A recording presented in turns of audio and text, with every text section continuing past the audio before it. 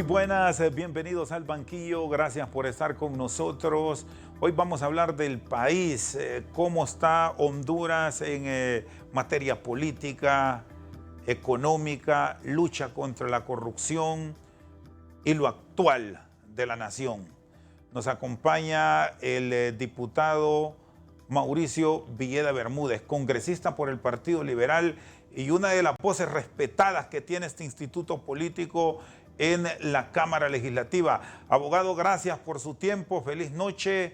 Bueno, una semana de grandes decisiones. Usted ha formado parte junto a un grupo de parlamentarios de una comisión especial que integró el Poder Legislativo para conocer sobre las extradiciones.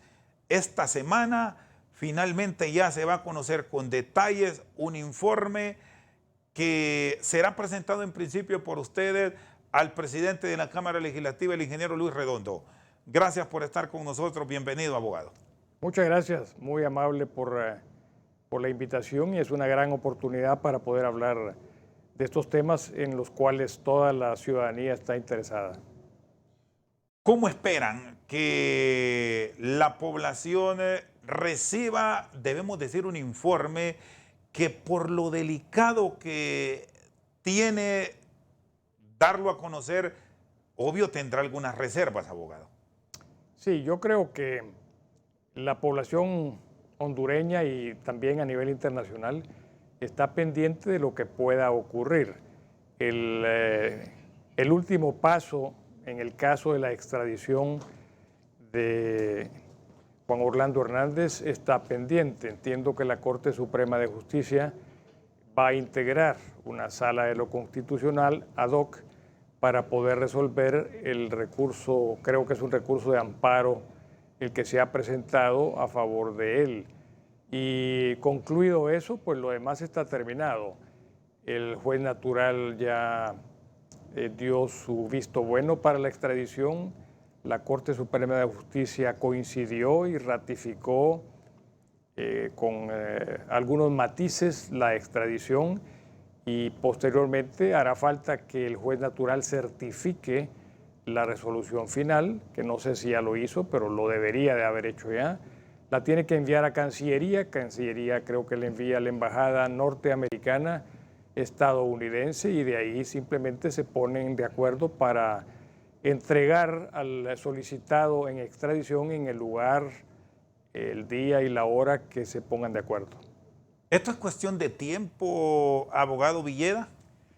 En mi criterio es cuestión de tiempo, más bien se ha retrasado más porque la defensa del solicitado en extradición ha interpuesto recursos que han servido para dilatar el último paso, el abordaje del expresidente Hernández en el avión que lo va a conducir a los Estados Unidos de América. El tema en Honduras es puramente administrativo. El fondo del asunto se va a conocer, se va a aprobar y se va a resolver en los tribunales de Nueva York, de los Estados Unidos de América.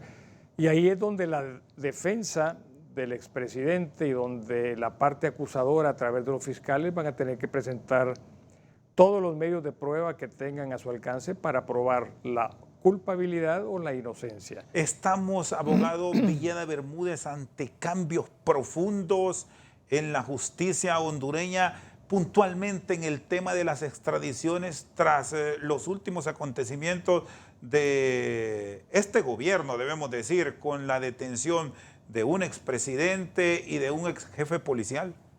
Hay que reconocer el cambio de actitud de la policía con el nuevo ministro de Seguridad, el general Sabión. Ha habido un total cambio de actitud en la policía. Creo que es el funcionario público que ha sobresalido en este gobierno en estos días de nueva administración. Primero, el general Sabión tiene el mérito de haber capturado a la banda de los Valle y de haberlas puesto a la orden de los tribunales norteamericanos. Eso le costó el puesto. Le costó el puesto y tuvo que vivir fuera de Honduras porque lo hizo profesionalmente, y si lo hubiese dado a conocer a otras personas, posiblemente el objetivo no se hubiese logrado. Pero ya hecho ministro, el general Savillón rodeó la casa del expresidente Juan Orlando Hernández, esperó que dieran las 6 de la mañana, horas hábiles para poder aprehenderlo y después llevarlo a la orden del juez natural y todo lo demás. Y por el otro lado también la captura del Tigre Bonilla, como se le conoce, una persona que había sido solicitado en extradición desde hacía muchos meses atrás, que se había librado una orden de aprehensión, que no se había cumplimentado esa orden, que se volvió a solicitar con la nueva administración y en menos de 15 días el hombre había sido capturado y puesto a la orden del juez natural. Y después también en Choluteca hizo una tercera captura muy rápido de otra persona que había sido solicitada en extradición. Creo que es un cambio de actitud, es una señal de querer cumplir con las leyes nuestras y también con los tratados internacionales suscritos por Honduras. Y es un mensaje porque esa lucha en contra del narcotráfico se está viendo en todos los niveles. No hay complacencia para nadie, no hay trato especial para nadie, sino que se están cumpliendo las solicitudes que se han presentado a través de los canales diplomáticos. ¿Qué va a conocer la población? Es muy ávida a querer recibir noticias sobre este tema del narcotráfico, pero ya exponíamos, abogado Villeda, que esto es bien delicado, que tiene implicaciones muy serias. Ustedes van a tener este informe en esta semana. ¿Qué será público y qué no? Con su experiencia, ¿qué advierte? Van a haber cosas que ya se han divulgado. Por ejemplo, toda la compilación de documentos que hizo la comisión desde los tratados del siglo pasado, la reforma a la norma constitucional, el auto acordado que ha servido como el mecanismo para llevar a cabo las extradiciones, la carta del congresista Bob Menéndez al secretario de Estado y al secretario de Justicia. Todo eso yo creo que la población, si no lo conoce en su totalidad, lo conoce en parte. Después de eso, los resultados de las entrevistas que han habido con las distintas autoridades de Honduras, con la Corte Suprema de Justicia, con el Ministerio Público, con la Secretaría de Seguridad, la Secretaría de Defensa, la Secretaría de Relaciones Exteriores, y además de eso habrá una parte final con recomendaciones y conclusiones. Esa es la parte que la comisión va a poner en ese informe como parto propio, las conclusiones y las recomendaciones. Y eso es lo que todavía no se ha dado a conocer por ninguna persona de los miembros de la comisión, y la va a tener el presidente del Congreso Nacional posiblemente esta semana. Él va a ser el primero en que va a tener el informe completo y él lo presentará al Pleno para que el pueblo hondureño lo conozca. Este nuevo Congreso Nacional es de puertas abiertas y, como se ha dicho, es un Congreso del pueblo y se legisla para el pueblo, y por tanto será el pueblo el que conozca el informe, sus conclusiones y sus recomendaciones. ¿Habrá nombres? ¿Habrá presentación de esquemas que han seguido estos grupos de Lampa para ocultarse algunos de ellos, abogado Villeda? Van a haber nombres porque el informe o las solicitudes de extradición están divididas en varias partes. Una parte de los que ya fueron extraditados, otra parte de los que se presentaron voluntariamente, otros de los que han sido capturados y una parte de las solicitudes pendientes. En lo que son las solicitudes pendientes no habrán nombres, porque dar los nombres, a pesar de que lo conocen muchas personas, y voy a hacer una lista después de quienes conocen los nombres de los solicitados pendientes, la comisión no los conoce y son espacios en blanco que estaban puestos así en el informe de la Corte Suprema de Justicia. Pero ¿quién sí conoce los nombres de los solicitados en extradición que están pendientes de ser aprehendidos? Obviamente que lo conoce la Embajada Americana, porque la Embajada Americana es quien manda las solicitudes al canciller. ¿Quién más los conoce? La Secretaría de Relaciones Exteriores. Ellos tienen los nombres de las personas que han sido solicitados por el gobierno norteamericano a través de la Embajada Americana. Y después, ¿quién más los tiene?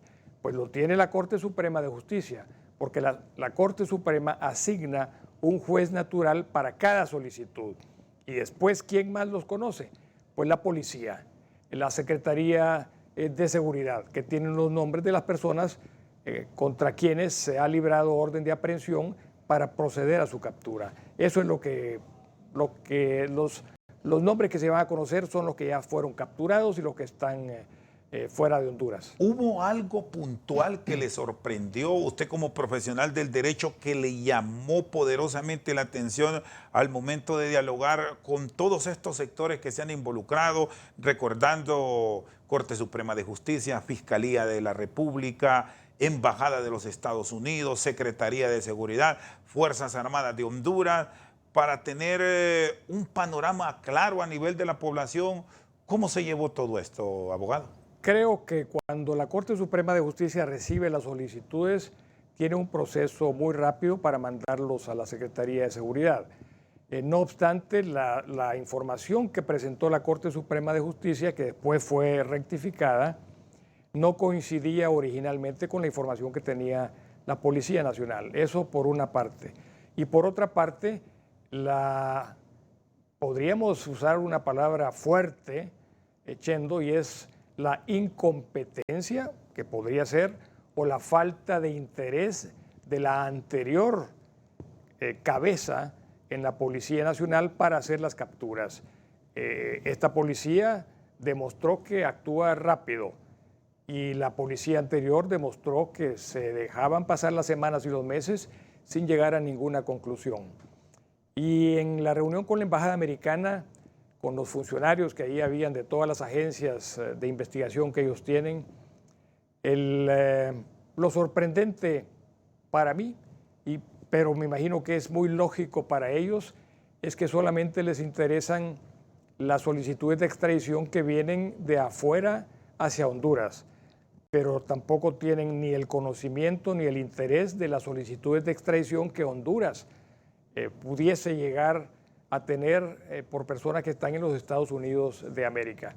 Quiero decirle que en el caso de la reunión que hubo en el Ministerio Público, como estábamos hablando de extradición en general, salió el tema de la solicitud de extradición o de la posible solicitud de extradición que podría haber contra el guatemalteco norteamericano que ha sido fotografiado en Miami y que está vinculado con la compra y la importación de los hospitales móviles a Honduras. Y francamente que a esa solicitud la embajada norteamericana pues no le dio mayor importancia porque dijo que eso era algo que le competía más que todo a la embajada de Honduras en Washington. Allá es donde tienen que presionar para que si hay una orden de captura a nivel de Interpol o si hay una solicitud de extradición, pues que sean ellos los que la gestionen. Luego en la Secretaría de Defensa también ellos colaboran cuando se los pide la Secretaría de Seguridad y ponen a su policía militar para que ayude y para que capture cuando haga falta. Muy bien, está con nosotros el abogado Mauricio Villeda Bermúdez, diputado del Congreso Nacional por el Partido Liberal de Honduras. Vamos a una pausa. Cuando retornemos, ¿es por temor o miedo? ¿Es por pago de favores que percibe él? ¿No se actuó con las detenciones en el pasado?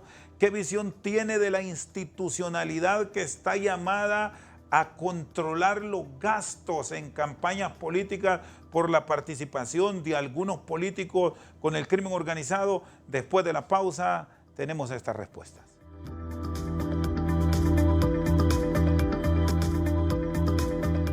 Seguimos al banquillo, está con nosotros el abogado Mauricio Villeda Bermúdez. Vamos evacuando por partes. La policía actual ha detenido, pero me dice que cuando se reunieron con estos sectores que forman parte del proceso para las extradiciones, les sorprendió que muchas órdenes de aprehensión no se ejecutaron por parte de la autoridad pasada. ¿Es que acaso había pago de favores, miedo? ¿Cuál es su visión de todo esto, abogado? Me parece que el general Savillón es un profesional. Es un profesional en su actividad policíaca. Es una persona que al verlo transmite confianza, al verlo transmite autoridad.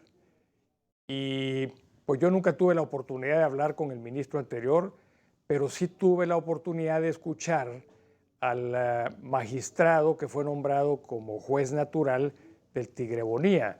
Y él nos dijo en la audiencia que mantuvimos que había librado la orden de captura o la orden de aprehensión en los primeros 3 días, a partir del momento en que él había sido nombrado como juez natural. Y eso no se cumplimentó nunca, absolutamente. Tuvo que haber un cambio de autoridad en la Secretaría de Seguridad para que realmente se buscara a la persona que había sido solicitado en extradición. El mismo magistrado nos confió que había vuelto a mandar la solicitud de aprehensión porque no había pasado nada. Y esa creo que va a ser una de las recomendaciones que vamos a hacer como comisión a la Corte Suprema de Justicia. Que en todos los casos en que existan órdenes de aprehensión pendientes, se le solicite a la Corte Suprema de Justicia que vuelva a enviar las solicitudes al Ministerio de Seguridad, porque no sabemos si se traspapelaron esas solicitudes o si ya no existen en la Secretaría de Seguridad. En la Secretaría de Seguridad puede ocurrir como en cualquier otra oficina pública, que los expedientes desaparecen y ya la nueva autoridad no los encuentra. Entonces vamos a solicitar que se vuelvan a solicitar esas solicitudes para que tener la seguridad de que todos los solicitados en extradición estén con orden de aprehensión vigente.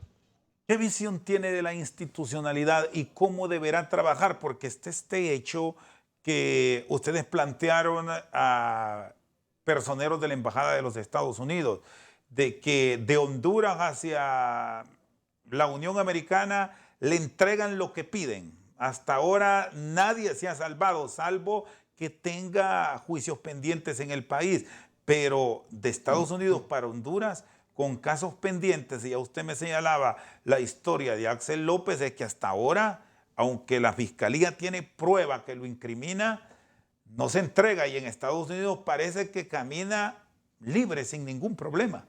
Sí, hubo un hondureño que incluso en una feria de venta de productos médicos fue y lo filmó y se rió de él y casi lo saca de quicio y no pasa nada, no pasa absolutamente nada. Ahora, ¿qué ocurre? Algo que la comisión no hizo porque no le competía es ir a ver el expediente donde está mencionado Axel López para ver qué es lo que ha ocurrido ahí, para ver si está solicitada efectivamente esa orden de captura internacional con Interpol o si hay solicitud de extradición o no, porque decían ahí que la Interpol actúa en más de 100 países en el mundo y que lo está buscando por todo el mundo.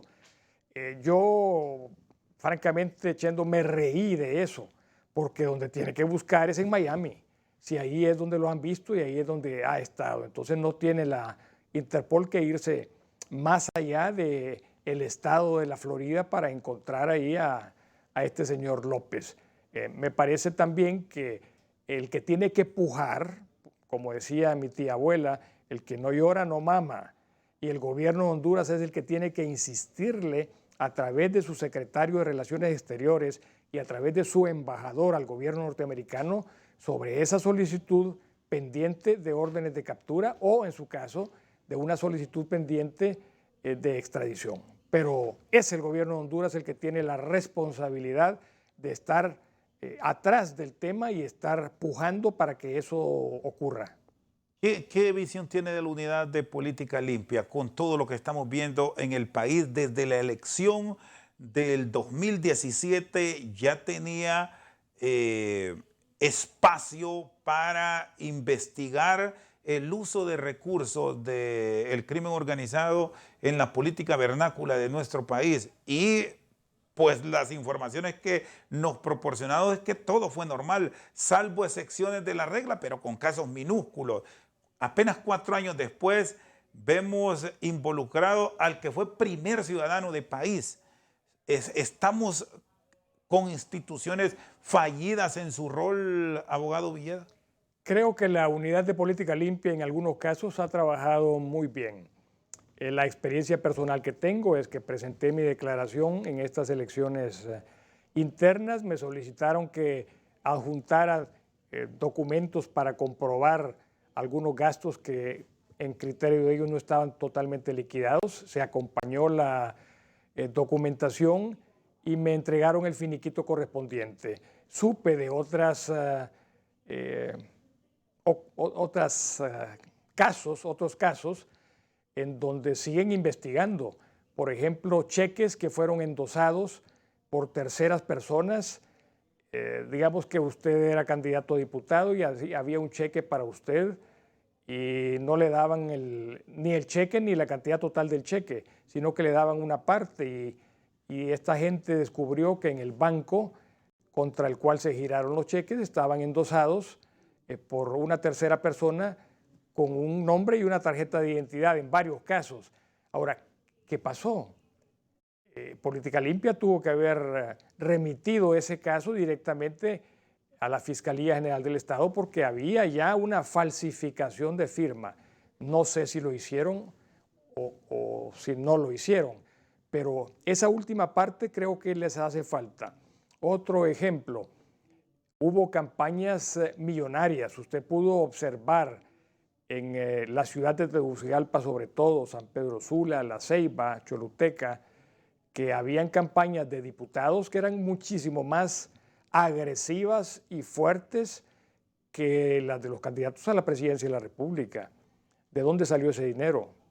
¿Se contabilizó correctamente? ¿Cuánto cuesta una campaña de esos? ¿Pasa los techos para los que tenían los diputados en los distintos departamentos o no los pasa? ¿Se hizo alguna investigación? ¿Se tomaron fotografías? ¿Se le pidió a los medios de comunicación social que dieran un detalle de las pautas y de los costos de las pautas de todos esos candidatos o no? Son cosas que Política Limpia tendrá que ir perfeccionándose cada vez más. No obstante, el simple hecho de que exista Política Limpia es ya una garantía para que los candidatos a cargos de elección popular sean transparentes y presenten la documentación que sirven de respaldo a sus diferentes campañas políticas. ¿Se puede controlar esto a futuro ya con las experiencias y ahora con una veeduría mucho más puntual, con órganos contralores y fiscalizadores del Estado que han tomado mucho más experiencia con todos estos hechos que registramos del 2022, con las detenciones al más alto nivel que hasta hace un tiempo atrás no se imaginaba en esa dimensión, abogado? Sí, sí se puede. Y esto que acabo de mencionarle podría ser una forma de mejorar la investigación. Por ejemplo, todos y cada uno de los medios de comunicación social, ya sean radiales o ya sean medios de televisión, ya sean periódicos, deben o deberían demandarle a Política Limpia un resumen de la pauta de cada uno de los candidatos para que se sepa exactamente cuánto se ha invertido y ver si coincide con las declaraciones que los políticos presenten a esa unidad. Y no solamente en la capital de la República y en la capital industrial o en las ciudades como Ceiba o como Choluteca, sino que también en el interior del país. En el interior del país hay candidatos a alcaldes y candidatos a diputados que atiborran de propaganda política los canales de televisión locales, las radios locales. Pero ¿cuál es la investigación que hace Política Limpia?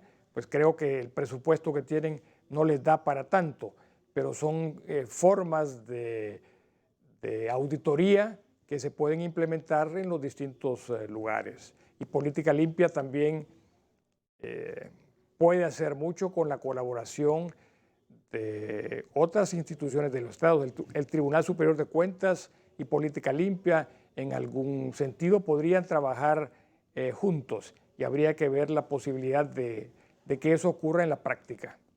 Muy bien, está con nosotros el abogado Mauricio Villeda Bermúdez. Vamos a ir a una pausa. Cuando retornemos, ¿se cansaron ya los cooperantes del despilfarro en nuestro país, del derroche que nunca se logró controlar en los últimos años? ¿Vendrán sorpresas mayúsculas en los próximos días desde los Estados Unidos tras la detención del expresidente Hernández? Después de la pausa tenemos estas respuestas.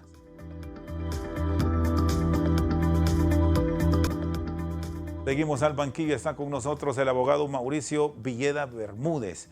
¿Cómo encontró a los altos cargos de la Embajada de los Estados Unidos cuando conversaron con ellos? Entiendo que también había personal de la CIA, de la DEA y del FBI, que cuando mencionan estos nombres a muchos les alerta, les alarma aquí en el país, abogado. Creo que para ellos fue como meter un gol en un campeonato mundial, porque obviamente les preocupa la protección de su ciudadanía. ¿Qué es lo que hace la cocaína en Estados Unidos? En primer lugar, le quita la voluntad personal a los consumidores.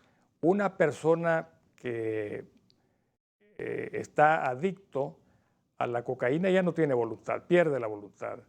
Lo segundo es que los vuelve dependientes también, porque todo el dinero que gastan en la cocaína ya no es un gasto en alimento, ya no es un gasto en medicina, ya no es un gasto en manutención. Y lo tercero es que rompe familias. Rompe familias por el vicio, y al romper familias rompe también sociedades. Los estadounidenses son protectores de la familia. Es una sociedad que lucha mucho por la familia norteamericana, por la fortaleza y por la unidad de la familia norteamericana. Y por eso luchan de esa manera en contra de una lepra, decía yo hace unos días, de una lepra de este siglo, como es la drogadicción, y en este caso a través de la cocaína. Ellos están satisfechos con el auto acordado. El auto acordado es un mecanismo que está de acuerdo con el tratado suscrito con Honduras y que no causa ningún problema para que se lleven a cabo las extradiciones. O sea, ¿no hay necesidad de una ley especial? En mi criterio sí hace falta una ley especial, porque un auto acordado en la jerarquía de la pirámide de las leyes, pues es un auto acordado nada más, pero una ley ya tiene una fuerza y tiene un respaldo en la Constitución de la República que permite la extradición de hondureños en casos como el terrorismo y el narcotráfico. Y en algún momento, perdón, abogado Villeda, de todos estos diálogos y el olfato político, usted es un hombre ya con muchos años de experiencia en esto, ¿ha percibido intenciones de quitar este auto acordado y olvidar una normativa para las extradiciones en Honduras? Algo así como borrón y cuenta nueva y quedamos como antes. Como dijo un diputado actual hace poco, no hay ambiente. Creo que no hay ambiente para reformar la Constitución, sino que al contrario, yo creo que sí habría ambiente para ampliar la lista de los delitos por los cuales se puede ser extraditado a los Estados Unidos de América. Por ejemplo, lavado de activos. El lavado de activos podría ser un delito más por el cual se podría hacer extradiciones a los Estados Unidos. Después, el cohecho internacional. Acuérdese usted del famoso caso cuando la United Fruit Company pagó sobornos en Honduras para disminuir el precio de exportación de la caja de bananos. Ahí habían empresas norteamericanas y funcionarios hondureños. que estaban involucrados en ese delito, un acto de corrupción que se le recuerda como el Banana Gate. Ese tipo de cohecho internacional podría estar incluido también en la lista de delitos para extraditar personas a los Estados Unidos de América o de allá para acá también. Creo que la pena por sobornos a funcionarios extranjeros en Estados Unidos ya no es la misma que había cuando el Banana Gate. En aquel momento la Standard fue a Nueva York y confesó que había sobornado a funcionario hondureño y le pusieron la pena máxima. ¿Y cuánto cree usted que fue la pena máxima? Si no me equivoco, fueron $10,000. Ahora la pena por sobornar a funcionarios extranjeros creo que llega más allá, más arriba de los $200,000. Entonces es un delito que también podría ser considerado, pero hace falta que las dos partes estén interesadas en esa modificación. Y ahí pues le menciono esos dos. Sí, con la extradición de Hernández es el principio del fin para muchos que se han escudado en altos cargos en el país. ¿Qué piensa? Pienso que tiene que haber una gran preocupación en las personas que todavía no han sido nombradas por los fiscales norteamericanos, pero que una vez que el juicio siga su camino en Nueva York, van a haber nombres de personas que fueron parte de la organización. Y no hay que chuparse el dedo tampoco, Chendo. La organización que se mete al tráfico de drogas, inmediatamente que alguien cae, lo sustituye por alguien más. Es una industria, por llamarla de alguna forma, que da muchísimo dinero en todas partes del mundo. Y da muchísimo dinero porque hay muchísimos consumidores. Y los principales consumidores, los que pagan más, están allá, están en los Estados Unidos de América. Me contaba una española que vino a Honduras a dar un curso sobre drogadicción, sobre narcotráfico, que en una invitación que le hicieron a una fiesta, habían de los manjares más exquisitos que se pueden encontrar en los Estados Unidos. Exótica, comida exótica, pero también había una mesa en donde había cocaína. Y el invitado que quería ir a esa mesa y que quería adquirir o tomarse o echarse una porción de cocaína, ahí estaba, sin ninguna restricción, sin absolutamente ninguna medida de seguridad en esa fiesta. Y eso es lo que ocurre. Allá están los consumidores más grandes. Allá están los que pagan más. Es decir, que aquí los órganos de inteligencia y contrainteligencia deben jugar un papel fundamental con el apoyo de estas agencias estadounidenses, porque ahora mismo estamos en una especie de reacomodo de liderazgos, abogado. Definitivamente. Y también de mecanismos de acción. Si antes la droga pasaba por Honduras vía aérea, es posible que ahora pase por otros medios más sofisticados. Y hay regiones del país en donde la policía no tiene ninguna presencia. ¿Por qué? Pues porque no tienen ni elementos ni presupuesto para eso. ¿Cómo le llegan a los políticos estas mafias?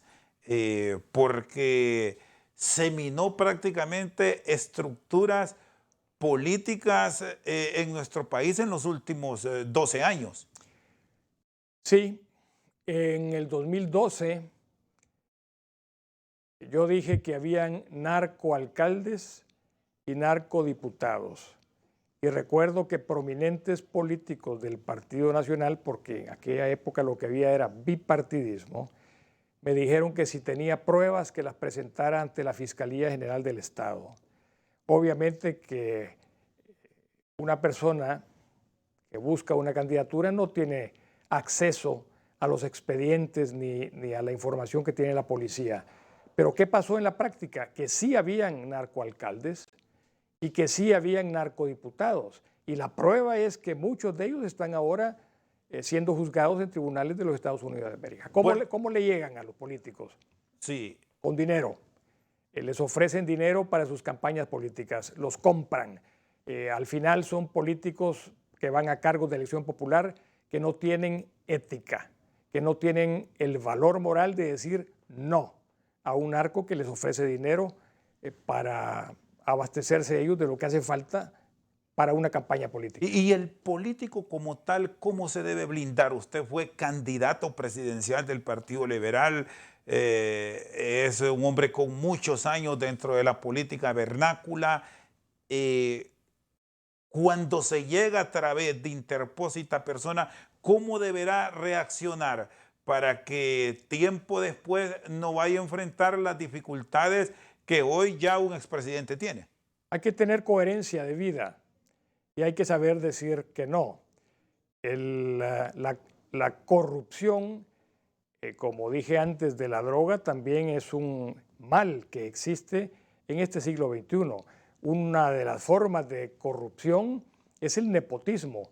Hace poco presenté, porque estamos en un gobierno que está luchando en contra de la corrupción, está luchando en contra del narcotráfico, esa es la exteriorización que hemos sentido. Presenté un proyecto en contra del nepotismo porque es una forma de corrupción y lo que he recibido por haber presentado esa iniciativa de ley son insultos. Son insultos. Entonces, ¿qué queremos? ¿Queremos cambiar o no queremos cambiar? ¿Creemos realmente en que este gobierno está haciendo una lucha verdadera en contra de la corrupción, incluido el nepotismo, o no creemos en eso? ¿Queremos el cambio los hondureños o no lo queremos? ¿Somos chicha o somos limonada? ¿Estamos por el bien o estamos por esconder el mal? Una persona, un teólogo europeo, decía que al mal hay que ahogarlo en abundancia de bien. Y una ley en contra del nepotismo es hacer el bien.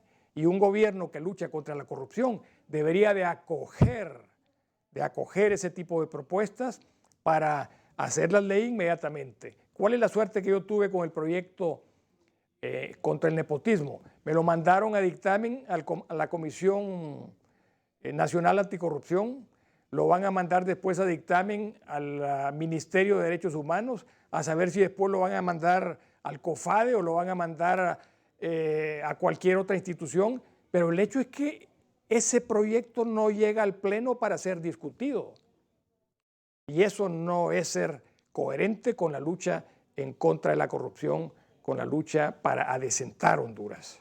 Muy bien, está con nosotros el abogado Mauricio Villeda Bermúdez. Vamos a una pausa. Cuando retornemos vamos a hablar de toda esa labor legislativa, de cómo se está trabajando desde este poder del Estado, del cual forma parte, y la visión que se tiene sobre la llegada en los próximos meses de una Comisión Internacional de Lucha contra la Corrupción. Ya volvemos.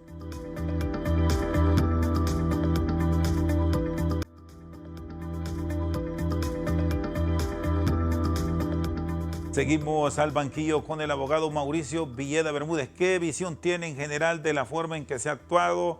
Pasamos ya 66 días de la nueva administración del país. Me parece, y con todo respeto para los otros poderes del Estado que no voy a mencionar, pero me parece que la agenda anticorrupción la ha marcado el Congreso Nacional. Las distintas comisiones están trabajando, el presidente del Congreso Nacional le ha dado prioridad a aquellas iniciativas de ley para luchar en contra de la corrupción. Una de ellas, por ejemplo, la derogación de la ley de secretos. Hubo unanimidad en el Congreso Nacional para derogar la ley de secretos. Nadie se opuso absolutamente porque todos sabemos que la ley de secretos era para apañar cosas que han ocurrido y que se querían mantener guardadas, secretas durante 25 o 30 años. Unanimidad. La ley se aprobó en el Congreso, tardó un poquito la sanción en Casa Presidencial, finalmente se firmó y se mandó a publicar al Diario Oficial La Gaceta. Ese es un ejemplo. Otro ejemplo que le puedo dar ha comenzado esta semana que pasó. Se va a reformar nuevamente el Código Penal de la Impunidad, como se le ha llamado. Y ya hay un dictamen de la Corte Suprema de Justicia para ver los distintos artículos del Código Penal último de la reforma que se han hecho y ajustar la reforma para que sea una verdadera lucha a favor de la transparencia, a favor también o en contra más bien de la corrupción en este país. Eso está en camino. Le podría decir también que hay pláticas muy adelantadas para el tema de las sedes. El tema de las sedes es un tema que violenta la Constitución de la República. Y que parece que se ha olvidado un poco en medio de todos estos problemas de país, y fue un compromiso prácticamente de la oposición su revisión, abogado. Y acuérdese que hubo incluso una iniciativa ciudadana del Consejo Nacional Anticorrupción en donde se colectaron, creo que fueron más de 20,000 firmas para que esa ley se derogara. Y ese proyecto está ahorita sin tocarse. No obstante, no está en el olvido. Yo le diría que lo que se está haciendo es estudiándolo para que eso no le traiga consecuencias negativas a la República, al pueblo hondureño. Se otorgaron una serie de sedes, pero todas ellas tienen una falla. De acuerdo con la ley, para que una sede se pueda establecer en Honduras y pueda comenzar a operar, necesitaba aprobación del Congreso Nacional, individualmente, y eso no se hizo en ninguno de los casos. Por lo tanto, las sedes que se otorgaron y que están funcionando en la actualidad son nulas, porque no tuvieron esa autorización del Congreso de la República. Eso puede facilitar muchísimo el estudio y la decisión para derogar o para modificar la ley de las sedes, pero es algo que está pendiente. ¿Cómo está lo de la amnistía política que ha generado tanta polémica por la libertad de personas en su momento señaladas por el Ministerio Público, más allá de los temas estrictamente políticos? Se planteó la posibilidad de una reforma a esa ley de amnistía, pero usted como abogado tiene un concepto claro del tema de la retroactividad de la ley, que aunque se haga una modificación ya no surtiría efecto. ¿Cómo protegernos para que no exista en medio de todas estas discusiones impunidad, abogado? Me pronuncié públicamente en contra de ese decreto. En primer lugar, se integró a suplentes de los diputados propietarios, porque no estábamos los diputados liberales en ese momento, y se integraron suplentes para poder aprobar esa ley. El Consejo Nacional Anticorrupción la criticó y dijo también que era un nuevo pacto de impunidad. Edmundo Orellana Mercado, el primer fiscal que tuvo la República de Honduras, ex canciller de la República, ex diputado, fue del mismo criterio, que era una ley que lo que hacía era proteger la impunidad. ¿Qué es la amnistía? La amnistía es un perdón. Es cuando el Estado se olvida de los delitos que ha cometido una persona de orden político. Los delitos políticos van contra el territorio, contra la población y contra el gobierno. Si yo quiero matar, por ejemplo, asesinar a un funcionario de Honduras, cometo un delito político si lo logro. Supongamos que lo logré y asesiné a esa persona. Pero para asesinar a esa persona, yo tuve que allanar una morada, yo tuve que robarme un vehículo, yo tuve que hacer falsificación de documentos. Los delitos